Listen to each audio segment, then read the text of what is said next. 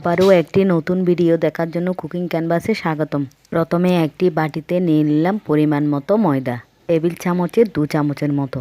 তারপর একটি ডিম ফেটিয়ে উপর থেকে দিয়ে দিলাম। তারপর দিয়ে দেব চা চামচের হাফ চামচ লবণ। এরপর পরিমাণ মতো পানি দিয়ে ভালো করে মিক্স করে নেব। খুব ভালো করে মিক্স করে নিতে হবে যাতে দানা দানা না থাকে। রেসিপিটা কিন্তু অসম্ভব মজাদার হয়, একবার হলে বানিয়ে দেখবেন। আমার বাচ্চারা তো অসম্ভব পছন্দ করে। আমি তো প্রায় সময় এটা বানিয়ে থাকি। আমি জানি অনেক আপুরাই জানেন, আর যারা জানেন না তাদের জন্য এই রেসিপিটি। সময়ও বেশি লাগে না, খুব তাড়াতাড়ি হয়ে যায়। ভালো করে মিক্স করে নিয়ে নিলাম একটি পলিথিন ব্যাগে। তারপর পলিথিন ব্যাগের নিচে ছোট করে একটা ছিদ্র করে দিতে হবে। এখন চুলায় একটি প্যান বসিয়ে তেল ব্রাশ করে নিলাম। তারপর পলিথিন ব্যাগটা ঘুরিয়ে ঘুরিয়ে এভাবে শেপ দিয়ে দিতে হবে যেন দেখতে নুডলসের মতো লম্বা লম্বা হয়। হতে বেশিক্ষণ সময় লাগে না, চামচ দিয়ে একটু নেড়েচেড়ে নিয়ে নিতে পারবেন। এভাবেই সবগুলো একে একে রেডি করে একটা পরিষ্কার প্লেটে নিয়ে নেব। আমার পলিথিনের ছিদ্রটা একটু মোটা হয়েছে, সেজন্য একটু মোটা মোটা হয়েছে। আপনারা যদি একটু ছোট করে ছিদ্র করেন তাহলে নুডলসের মতো আরও চিকন চিকন হয়ে পড়বে। দেখেন কতটা সুন্দর আর ঝুরঝুরো হয়েছে।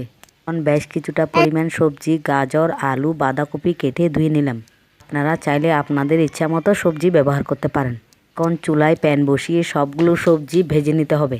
পর পরিমাণ মতো পেঁয়াজ কুচি আর কাঁচা লঙ্কা কুচি দিয়ে ভালো করে ভেজে নিলাম।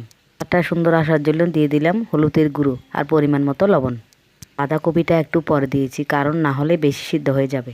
এখন সব সবজিগুলো নেড়েচেড়ে ভাজা ভাজা হয়ে গেলে এক পাশে রেখে দিয়ে দিলাম একটা ডিম। চুলার আঁচটা একদম লো ফ্লেমে রেখে ডিমটা দিয়ে ভালো করে নেড়েচেড়ে সবগুলো সবজির সাথে মিশিয়ে দিলাম। আপনারা চাইলে চিংড়ি মাছ অথবা মুরগির ছোট ছোট পিস করে দিতে পারেন। আমার চিংড়ি মাছ ছিল না, তাই আমি ডিম দিয়ে দিয়েছি। সবগুলো একবার নেড়েচেড়ে দিয়ে দিলাম তৈরি করে রাখা নুডলসগুলো।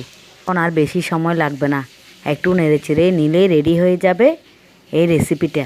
তো বলবো একবার হলেও ট্রাই করে দেখবেন, খেতে কিন্তু অসম্ভব মজা হয়। এবার একটি পরিষ্কার প্লেটে নিয়ে নিলাম। তারপর সবাই মিলে গরম গরম খেয়ে নিলাম। ততক্ষণ ধরে যারা আমাকে সহ্য করেছেন তাদেরকে অসংখ্য ধন্যবাদ। ভিডিওটি ভালো লাগলে পাশে থাকবেন। সবাই ভালো থাকবেন, সুস্থ থাকবেন। আজকে এ পর্যন্তই।